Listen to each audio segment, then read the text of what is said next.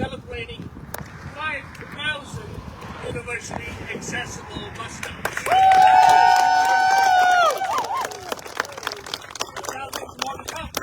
Thousands more to come. I'd like to first take a moment to acknowledge our elected officials, attendees, and community members here. We'll start with Congressman Al Green.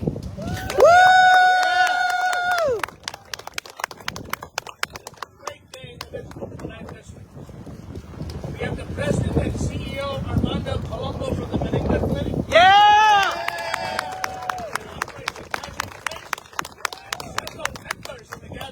Thank you all for being here.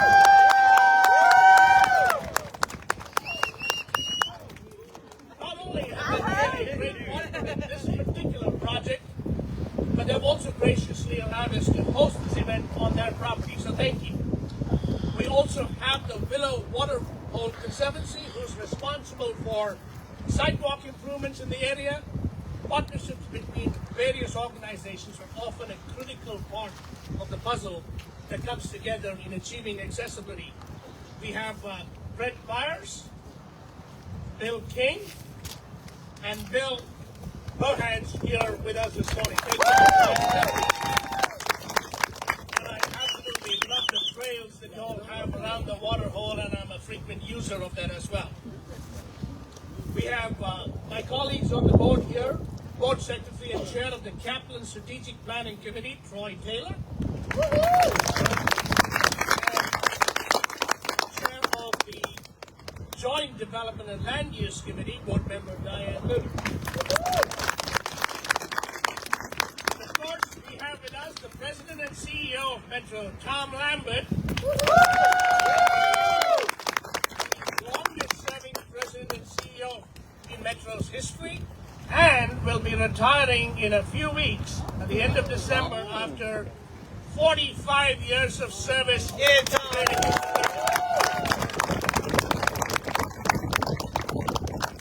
in 2017, Metro chose to embrace a universal design philosophy that ensures not just compliance with the Americans with Disabilities Act, but going above and beyond that for universal accessibility and maximizing benefits to all people. That commitment to accessibility has led to millions of dollars in investment from Metro, from the Metro Next Moving Forward plan, and from the Houston-Galveston Area Council. Just last week, given the phenomenal work that's been done on this initiative, the Houston-Galveston Area Council's Transportation Policy Council approved an additional $30 million for Metro's universal accessibility. Unfortunately, Dr. Lex Frieden, our board colleague who started this initiative, could not be with us today, but he's been a guiding light for us all through this initiative. He's an educator, a researcher, and very often referred to as the chief architect of the Americans with Disabilities Act, working with then President George H.W. Bush in 1992 to make sure that the ADA gets signed into being the law of the land.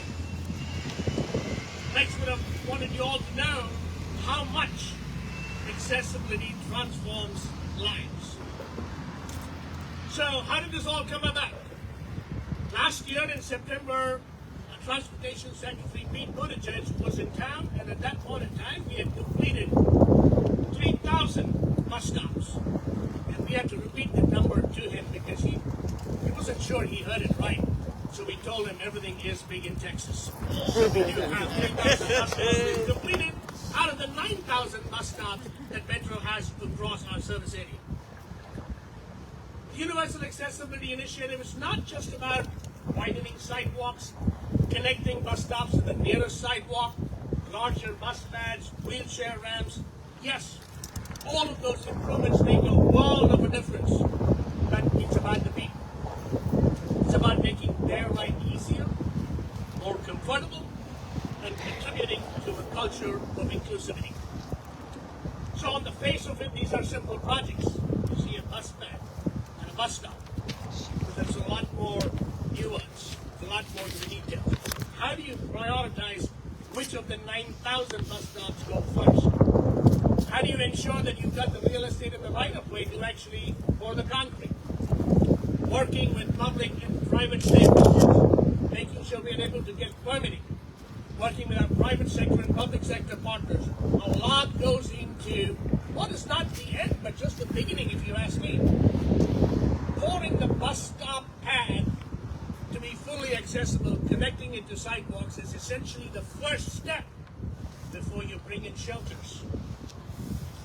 So we've had some trouble with supply chain, as most others have had, as we're coming out of the pandemic. But the good news is we have now solved for that supply chain issue, and just as of a couple of months back, we've started receiving our new improved bus shelters, better ventilation, with solar panels, with LED lighting for safety in the evenings and the early mornings. 400 bus shelters will be installed each year. We've already installed the first several dozen of them, I believe. In addition to these 400 bus stops, we will also be installing 435 boost shelters on two corridors, the 54 and the 56, and soon the 82 Westheimer, which carries upwards of 10,000 riders on a daily basis, and you can experience the full diversity of the Houston region right on that one single bus route, the 82. In addition, our team at Metro has worked to prototype a solar-powered fan for days when it's not windy and cold like it is today, but for the summer. So these are all happening, and I go back to the day when Dr. Frieden and I were in a room with Tim Mills here, who's been a prime mover in making sure we get to this milestone. Thank you, Tim, and your team. How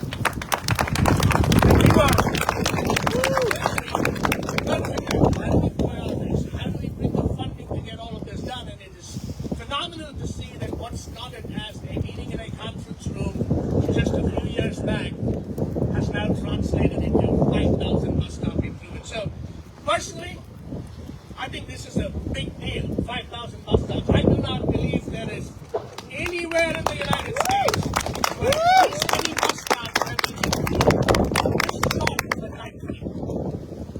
So, I've been proud to be part of this commitment and to work alongside with Lex Frieden, my board colleagues, the President and CEO, and the entire Metro team as we work to build a transit system that is accessible and equitable, not just for today's residents, but the future residents of the greater Houston region. And with that, let me bring to the podium Congressman Al Green. Thank you very much for that wonderful introduction. This is a wonderful occasion. It's an honor to be here with you, Sanjay. As the chairperson of the board, you've done an outstanding job. Would you give him a big hand, please, for the outstanding job? Let's also recognize Tom Lambert, 40 plus years. Tom, you had to start right out of kindergarten. All right, well, give Tom a big hand for me, please. And the board chairman doesn't do it by himself. He is proud to have at least two members of the board with him today. Give them another hand for me, please. And you are really excited about this. Give yourselves a hand.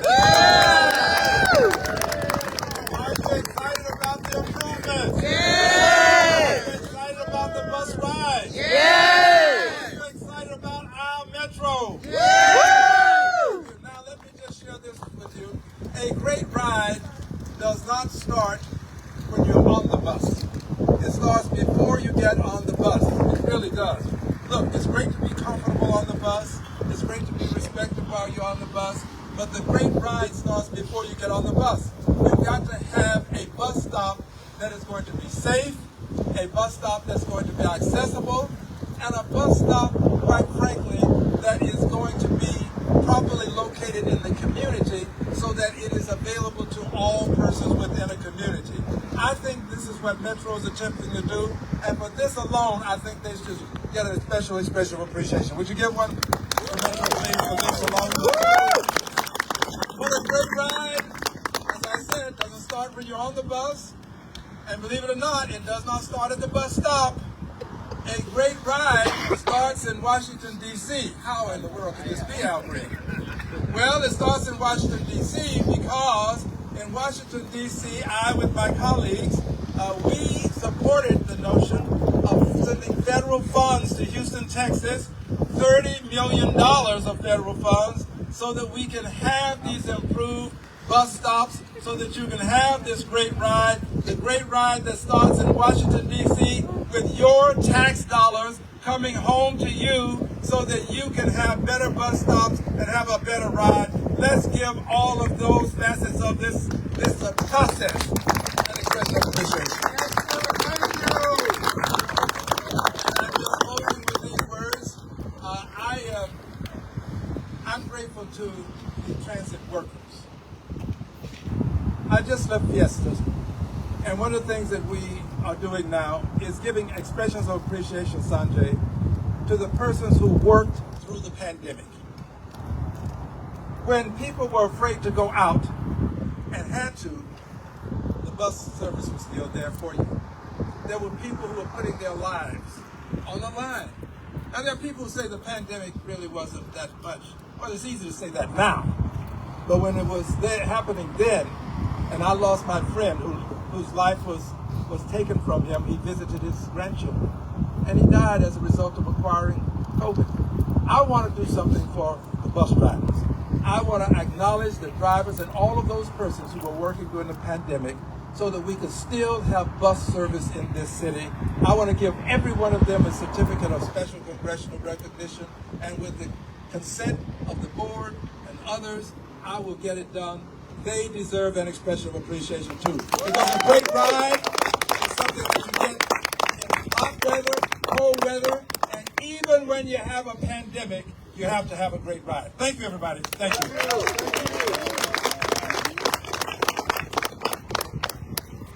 Thank you, Congressman, for those words and for your long-term partnership with Houston Metro. And as he rightly pointed out, at the height of the pandemic, right here in Houston, Metro was giving over 100,000 rides each and every day. Give him a hand. Critical livelihoods, connecting schools, clinics, and hospitals, and so much more. So, Congressman, we'll be there to carry all of those certificates of recognition back to Houston, and thank you for that initiative on your part. And once again, not too far from here, in the 9th Congressional District, just a few short months back, where it was 100 degrees outside, the Congressman brought $5 million in our federal tax dollars to build a new park and ride facility in Missouri City, and we want to thank you for that as well. I want to invite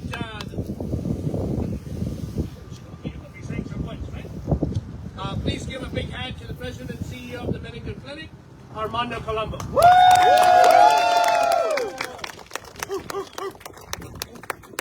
First of all, just thank you all for being here. Congressman, thank you for being here. So we're here at the Gathering Place, which opened in 1986 to assist adults in recovery from mental illness and get the support they need to live independently. And the Gathering Place is one of the programs at Medical Clinic, one of the country's best psychiatric hospitals operates. So I want to say thanks to our Metro leaders for improving the transportation system for Houston residents, and especially for those who rely on the buses and trains to take advantage of all that Houston has to offer for their health and well-being. It is especially fitting to commemorate the improvements in bus stops near the Gathering Place. On a regular basis, we have 40 to 60 members of our psychosocial clubhouse gathered here for meaningful fellowship with their friends and Gathering Place staff, as well as to work on the skills that support their mental health and wellness and be productive members of our community. Most of you probably don't know this, but 85% of our members use Metro to get here, which is free of charge to them. Now they will benefit from the shelter offered no matter the conditions. That's such an advantage when the mental illness they are recovering from is a challenge enough for these folks. On behalf of Shala Parker, amazing program director here at the Gathering Place, and all of her staff that's out here, and all the members. Again, thank you so much for Metro for listening to the needs of the community and making Houston more accessible for all the riders. And to my Gathering Place members, y'all are amazing. Thank you. I'll see y'all on Thursday.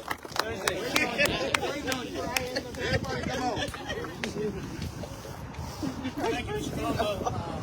We're glad we're bringing not one but two shelters right outside the Gathering it's all about improving the experience for every single customer every single day. So, with that, I'm going to pass it on to the chair of the Capital Strategic Planning Committee of the Metropolitan Directors, Troy Taylor.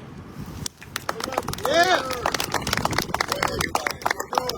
It's nostalgia for me just because I grew up in this part of town as well. I played baseball just down the street, if you guys know the baseball fields there. And as I was riding over, I remembered I've always been a bus rider, and I remember riding the bus over to this area. And I remember once when it was raining pretty good, and we had to stand under a tree just because that was the best place to stand when it was raining. And you know, you kind of look out and you look for the bus and see if it's coming, figure out who's going to go out and run and look and see if the bus is coming. And so we do that, and that same bus stop today, we rode by it, and now that bus stop has concrete on it, and it has a bus shelter on it, and it has a trash can on it, and I saw people sitting at it. So that's just a warm reminder that this is progress